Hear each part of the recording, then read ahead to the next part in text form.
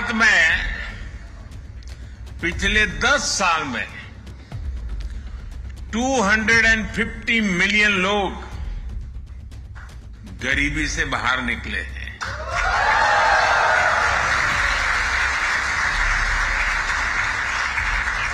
और 250 मिलियन मतलब ये संख्या फ्रांस, जर्मनी और यूके की टोटल पॉपुलेशन से भी ज्यादा है।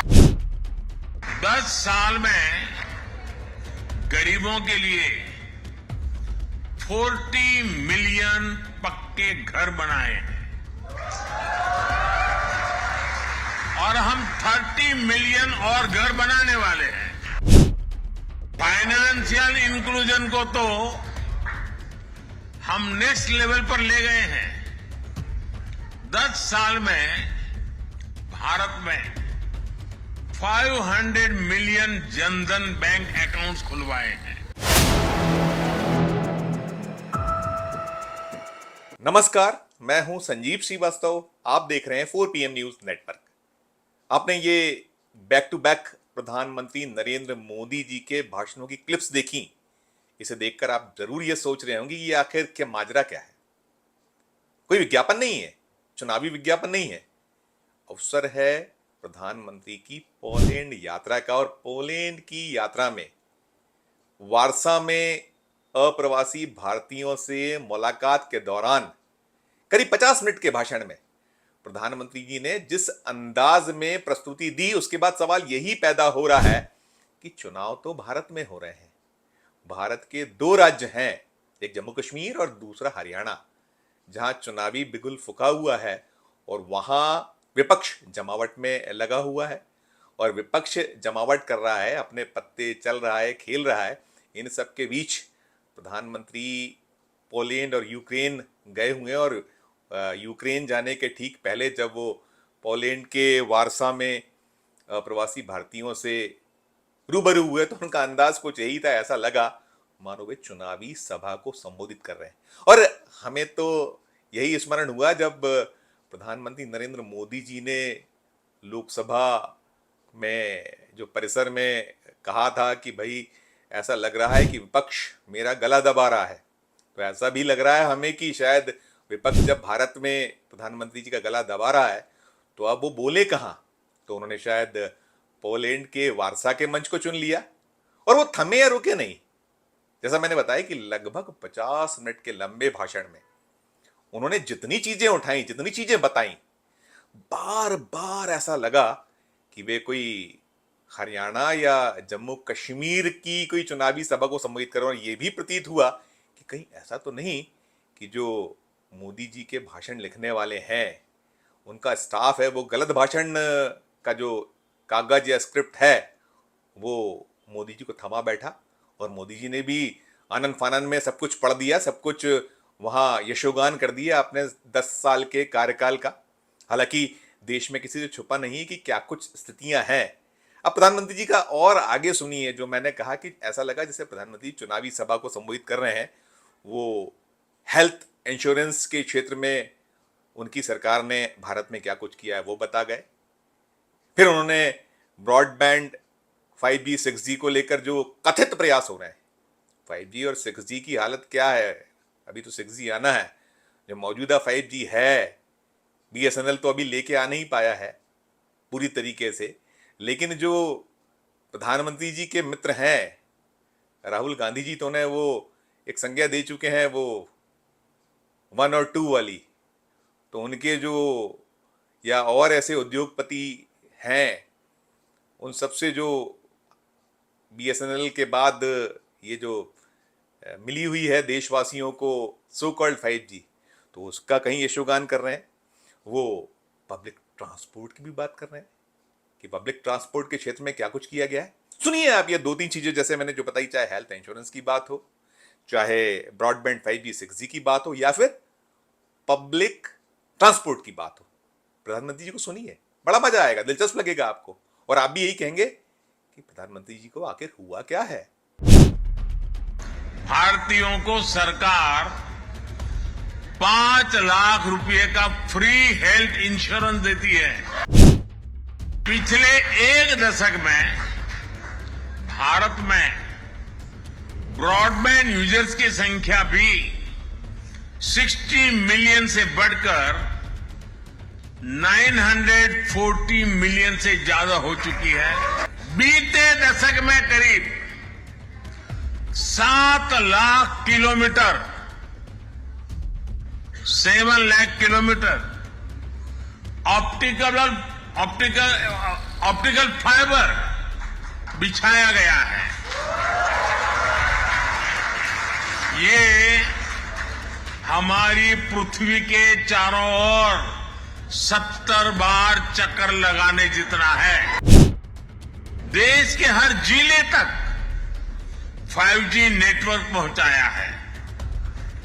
अब हम made in India 6G network पर काम कर रहे हैं। साथियों, भारत की ट्रांसफॉर्मेशन की ये स्केल पब्लिक ट्रांसपोर्ट में भी दिखती है।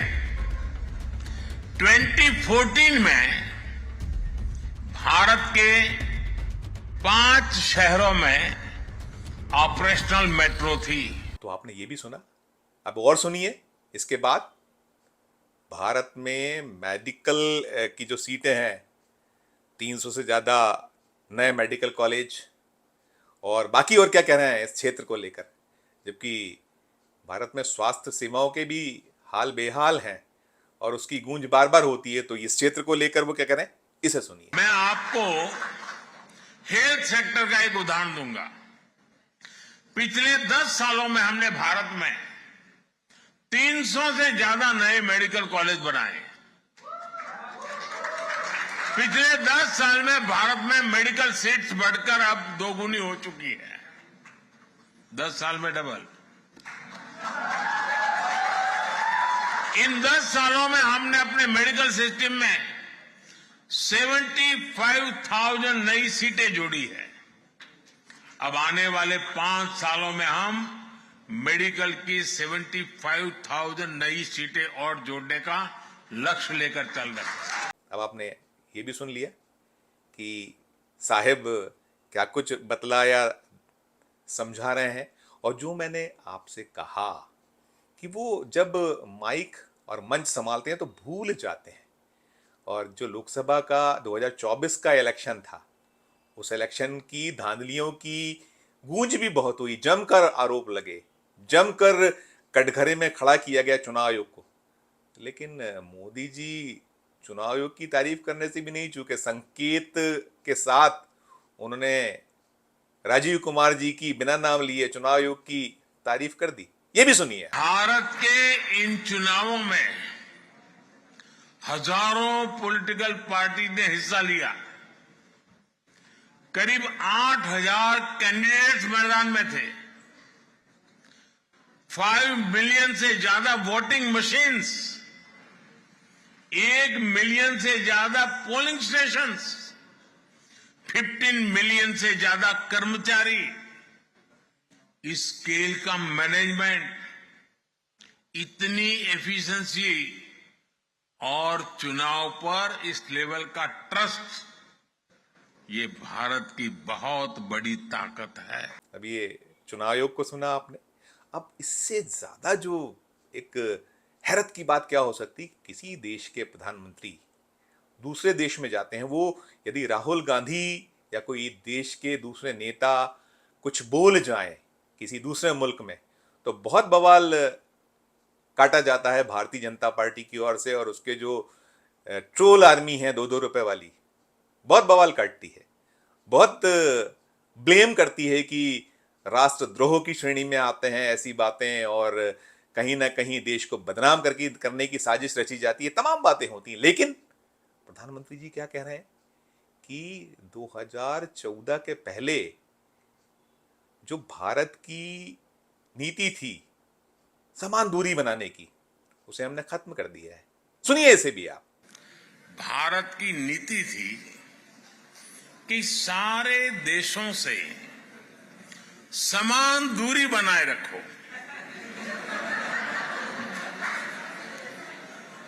आज के भारत की नीति है सारे देशों से समान रूप से नजदीकी बनाओ।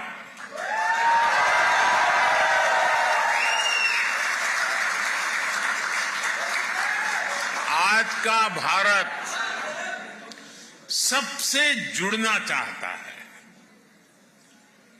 आज का भारत सबके विकास की बात करता है।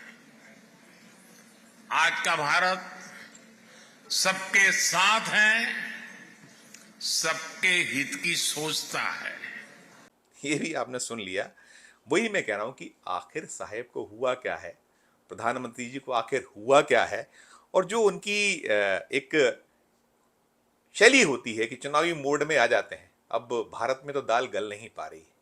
लोकसभा चुनाव 2024 के जो नतीजे आए हैं, चुनाव के पहले कहा जा रहा था 370 बीजेपी अपनी दम पर या इसके पार, एनडीए 400 पार, और गाड़ी आ टिकी 240 पर। 240 के बाद भी जो स्थितियां हैं उनके अपने दल में, वहां से भी आवाजें उठ रही हैं। ब्रांड मोदी बिल्कुल धुमिल पड़ा हुआ है, उसकी हालत पतली है, और विपक्ष ने, राहुल गांधी ने जबरदस्त निशाने पे लिया हुआ है प्रधानमंत्री नरेंद्र मोदी, भारतीय जनता पार्टी, राष्ट्रीय स्वयंसेवक संघ, या उसके और भी जो अनुषांगिक संगठन हैं, या जो एनडीए है, उन धड़ों को भी बार बार निशाने पे ले रहे हैं राहुल गांधी। तो कहीं ना कहीं जो वो भी है, वो सब भी बेचैन किए हुए साहब को। और आलम यह है कि जब वो पोलैंड में भाषण दे रहे थे, तो जो मैंने कहा कि चुनावी जो उनका मोड होता है भीड़ को देखकर, और ब्लेम तो ये भी होता है कि जब विदेश जाते हैं तो वहां भी सब कुछ मैनेज होता है, करोड़ों रुपए अरबों रुपए बाहर जाते हैं, और वो मोदी मोदी करने वाले, चिल्लाने वाले जो उस भीड़ में शामिल होते हैं। तो वहां भी ये दिखलाई पड़ा कि साहब का जो टेलीप्रॉम्प्टर है शायद वो धोखा दे गया, या फिर वही चुनावी वाला मोड। तो भारत को वो भाजपा कह गए। सुनिए उसको भी आप, मजा आएगा आपको। मैंने ये जो उनका पूरा का पूरा भाषण 50 मिनट का रहा था, उसके जो बहुत इंपॉर्टेंट कंटेंट्स या जो अंश थे, उसको आप ही लोगों के लिए निकाला है, आप ही लोगों को सुनाने के लिए कि हमारे प्रधानमंत्री जी राहुल गांधी फोबिया, या जो विपक्ष के निरंतर प्रहार हो रहे हैं, राजनीतिक प्रहार, उसके बाद कितना बेपटरी हैं। भाजपा का विजन, भारत का विजन ग्लोबल है। भारत का विजन ग्लोबल है। भारत का कल्चर ग्लोबल है। केयर और कंपैशन ग्लोबल है। और अपने हाथों अपनी पीठ थपथपाने की तो उनकी सदा सदा से आदत रही है। तो प्रधानमंत्री जी ने वहां भी अपनी पीठ अपने हाथों कैसे थपथपाई, इसे भी सुन लीजिए आप। और मीडिया में बताया जा रहा है कि 45 साल बाद भारत का कोई प्रधानमंत्री पोलैंड आया है।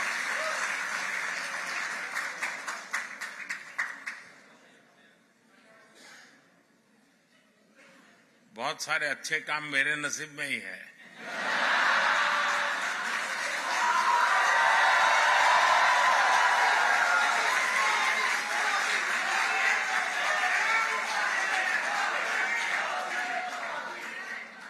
कुछ महीने ही पहले मैं ऑस्ट्रिया गया था।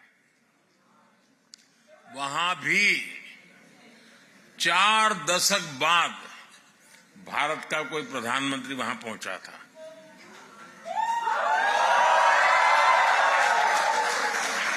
ऐसे कई देश हैं जहां दशकों तक भारत का कोई प्रधानमंत्री पहुंचा नहीं है। अब आपने ये भी सुना, वो कह रहे हैं कि 45 सालों में कोई प्रधानमंत्री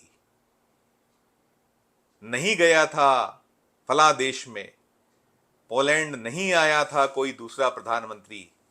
क्या है मोदी जी, आप जा रहे हैं, अच्छी बात है। अभी तो आपकी ज्यादा जरूरत आपके दल को, आपके अलायंस को हिंदुस्तान में है, क्योंकि जो 2 राज्यों के चुनाव की भी बात चल रही है, इसके 3 राज्य और हैं। झारखंड में चुनाव होना है, महाराष्ट्र में चुनाव होना है, और उसके बाद दिल्ली भी है जहां अरविंद केजरीवाल टीम है। और महाराष्ट्र में तो स्थितियां हैं ही, सबसे छुपी हुई नहीं है क्या स्थिति है, शायद यही वजह रही, आरोप तो यही है कि जिस चुनाव आयोग की अभी आपने पोलैंड में तारीफ की, उसने महाराष्ट्र को फिलहाल छोड़ दिया है, बख्श दिया है। उसने बहुत सारी दलीलें दी हैं कि त्यौहार हैं, बारिश है, तैयारियां नहीं हो पाई हैं, आप वन नेशन वन इलेक्शन की बात करते हैं और इलेक्शन कमीशन ऑफ इंडिया आपसे उलट स्थितियां बनाकर देश के सामने रखता है, प्रकट करता है, प्रस्तुत करता है। तो जो कुल जमा ब्रांडिंग या जो अ, शैली है आपकी कि आप जिस मंच पर हिंदुस्तान में आपको अभी लड़ना या विपक्ष से दो दो हाथ करना चाहिए, वहां तो आप कर नहीं पा रहे हैं। शायद वही बात कि खुद आपने कही थी कि विपक्ष आपका गला दबा रहा है। तो अब जब गला दबा रहा है, यहां आपकी आवाज निकल नहीं रही है, तो आप विदेश में जाइए और कुछ भी बोलिए। और देखिए, अब ये एक पेड़ मां के नाम, मोदी जी उसकी ब्रांडिंग भी पोलैंड में कर रहे हैं, वो भी सुनिए। आप ठाका मार के हंसेंगे कि ये है क्या आखिर मोदी जी, वहां क्यों, यहीं कीजिए ना। सुनिए आप उसको। ये अभियान है एक पेड़ मां के नाम।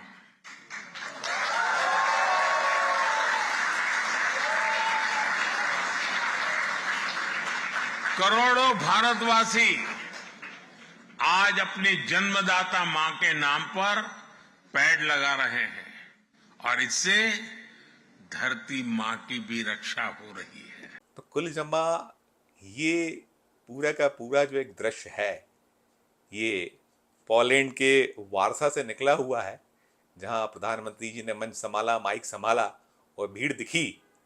तो जो उनके बहुत लंबे वक्त से 2024 के पहले ही आपने मोदी जी को दहाड़ मारते सुना था, वो 56 इंच का सीना, एक अकेला सब पर भारी। लेकिन अब एक अकेला बेचारा टाइप का हो गया है, उस पर राहुल गांधी बहुत बहुत बहुत भारी हो गए। विपक्ष के नए नए जो सांसद हैं या जो नेता हैं, उन्होंने बहुत पीछे छोड़ दिया है और अब कुछ सूझबूझ पड़ नहीं रही है, कुछ रास्ता मिल नहीं रहा है। तो फिलहाल वक्त तो काटना ही काटना है। अभी बैसाखियां लड़खड़ाने के बाद कंधों के नीचे हैं, तो जब तक चल सकता है तब तक लुत्फ लीजिए। और जितने विदेश के दौरे और बचे हैं, जहां जहां नहीं गया है कोई प्रधानमंत्री भारत का, वहां भी वो है ये मोदी जी। लेकिन ये मंच पर जब आप पहुंचे, माइक संभालें, तो ऐसी बातें कतई ना करें जिससे कहीं हमारे प्रधानमंत्री जी, उनका उपहास हो या उनको कटघरे में खड़ा किया जाए, ये हमें भी अच्छा नहीं लगता। आप भारत के प्रधानमंत्री हैं और भारत का प्रधानमंत्री हमारा भी प्रधानमंत्री है ही। तो जब ऐसा होता है तो दर्द तो होता ही होता है, लेकिन साथ साथ जब आप कुछ इस तरीके से कर जाते हैं तो वो खबरें दिखाने या उसे बताने जो हमारे दर्शक वर्ग हैं, पहुंचाने से हम अपने मोह को त्याग नहीं पाते हैं, पहुंचाते हैं। यदि कहीं कुछ आपको अच्छा ना लगा हो तो उसके लिए हम जरूर क्षमा मांग लेंगे। लेकिन हम आपसे अनुरोध यही करेंगे कि जब आप दूसरे देश में हो, विदेश में हो, तो जरूर जो आप बार बार कहते हैं कि भारत की अस्मिता, उसकी रक्षा सबको करना चाहिए, तो आप भी ये जो इस पर ध्यान जरूर दीजिए। क्योंकि ये पर उपदेश कुशल बहु तेरे वाले हालात हो जाते हैं जब कुछ गलत निकलता है, कुछ ऐसा प्रतीत होता है कि आप बेपटरी हो रहे हैं, तो ऐसा ना कीजिएगा आइंदा से। मोदी इस वीडियो में फिलहाल इतना ही। हम पे किसी नए विषय, किसी नए वीडियो के साथ आपके समक्ष उपस्थित होंगे। हमारा अनुरोध कि हमारे चैनल को लाइक कीजिए, सब्सक्राइब कीजिए, और यदि ज्वाइन का बटन नहीं दबाए तो ज्वाइन का बटन जरूर दबाइए। हमारे इस वीडियो के डिस्क्रिप्शन बॉक्स में जाके ये जरूर बताइए कि जो मोदी जी बेपटरी हो रहे हैं, इसे लेकर आपका क्या कहना है। प्यार और स्नेह बनाए रखिए।